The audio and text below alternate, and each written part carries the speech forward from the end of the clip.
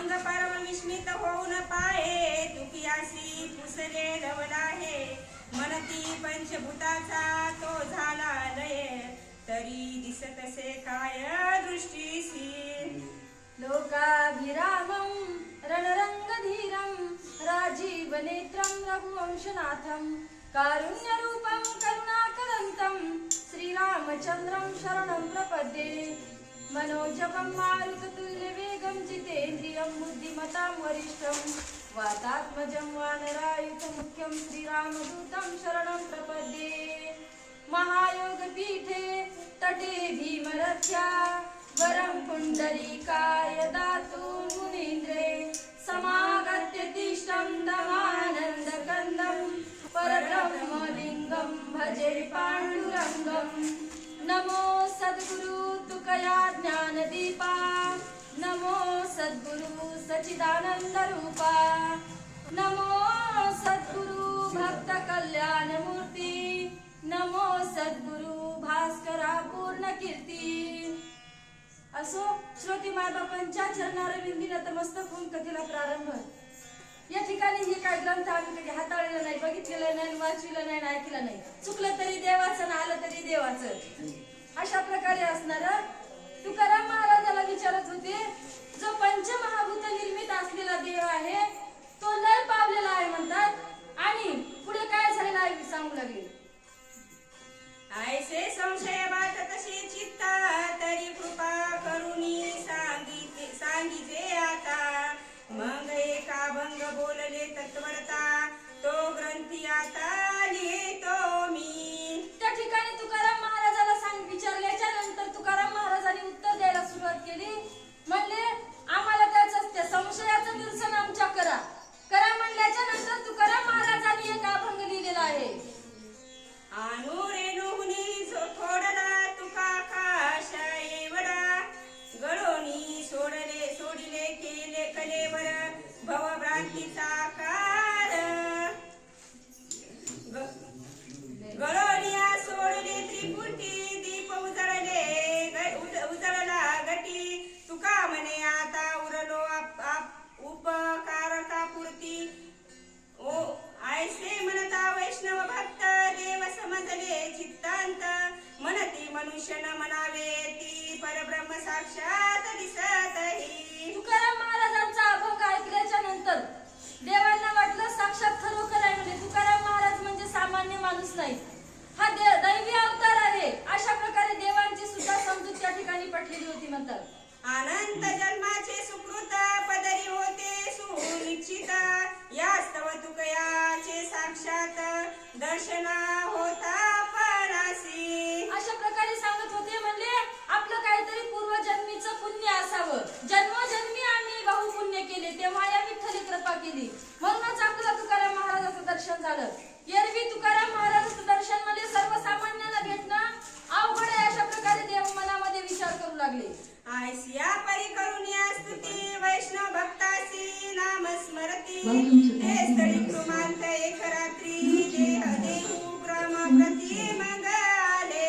त्या ठिकाणी सगळ्यांनी म्हणजे वैष्णव भक्ताची म्हणजे तुकाराम महाराजांची स्तुती केली आणि देहू या गावामध्ये एक रात्री मुक्कामासाठी आले होते.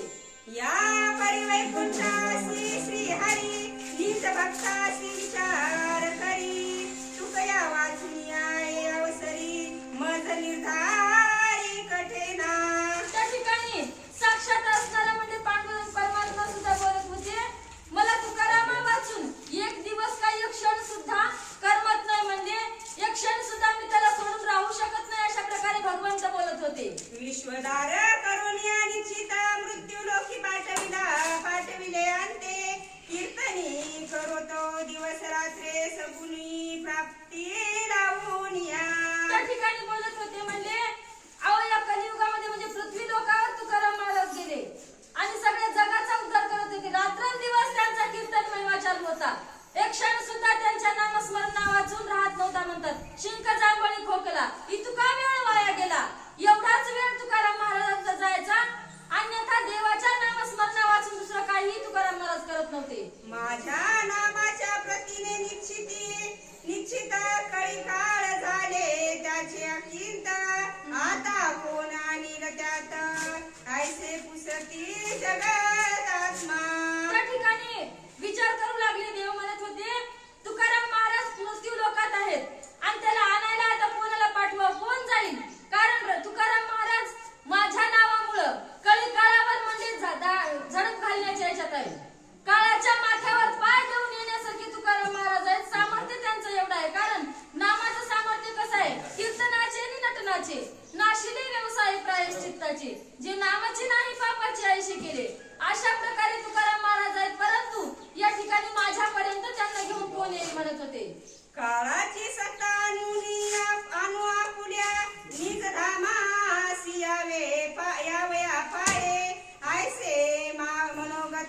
विनाश तयाचे नाही, कळी काळाची सत्ता यावरी नाही. त्या ठिकाणी सांगत होते तुकाराम महाराजाला निज धामापर्यंत यावं लागेल, परंतु सध्या त्यांच्या मनामध्ये आहे का तो विचार नाही म्हणले, म्हणून आपल्यालाच तो विचार काढून द्यावा लागणार आहे. अशा प्रकारे भगवंत मनामध्ये विचार करत होते.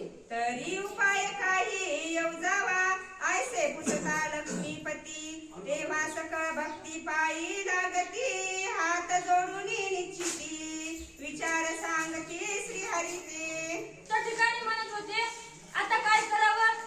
तुकाराम महाराजांच्या चरणारविंदी नतमस्तक होऊन त्यांची विनंती करावी की तुम्ही कुठे या, आपल्या स्वधामाला या, अशी विनंती त्यांना करावं लागणार आहे. भगवंत बोलू लागले मनती मृत्यू लोकापासून जाणा, जेणे तुकयाचे विजय म्हणा, ऐसे उपद्रव काढे दाखवून, येणे घेऊन या स्थळी. या ठिकाणी भगवंत बोलत होते, म्हणत होते तुकाराम महाराजांच्या मनामध्ये या संसाराविषयी किंवा मृत्यू लोकाविषयी काहीतरी वीट आणावा लागेल आणि मगच त्यांना त्या ठिकाणाहून इकडे आणता येईल. अशा प्रकारे भगवंत विचार करू लागले. ऐसा विचार सांगितला भक्ती, अवश्य म्हणती वैष्णव वैकुंठपती, म्हणे ते तुकयाची दरली प्रीती, ते उपद्रव निश्चिती करावा. त्या ठिकाणी सांगितल्याप्रमाणे भक्तीला सांगितलं होतं म्हणतात हे कार्य, आणि जिथं तुकाराम महाराज बसतील ना त्या ठिकाणी तुकाराम महाराजांना उपद्रव द्यावा, आणि जेणेकरून त्यांच्या मनामध्ये वाटेल की आता आपण या ठिकाणी राहू नाही, आपण कुठं जावं, देवाकडे जावं, देवाजवळ जावं, आपला इथला वास आपण बंद करावा, असं तुकाराम महाराजांच्या मनात यावं. असा विचार भक्तीला देव सांगत होते. म्हणतात कुंडली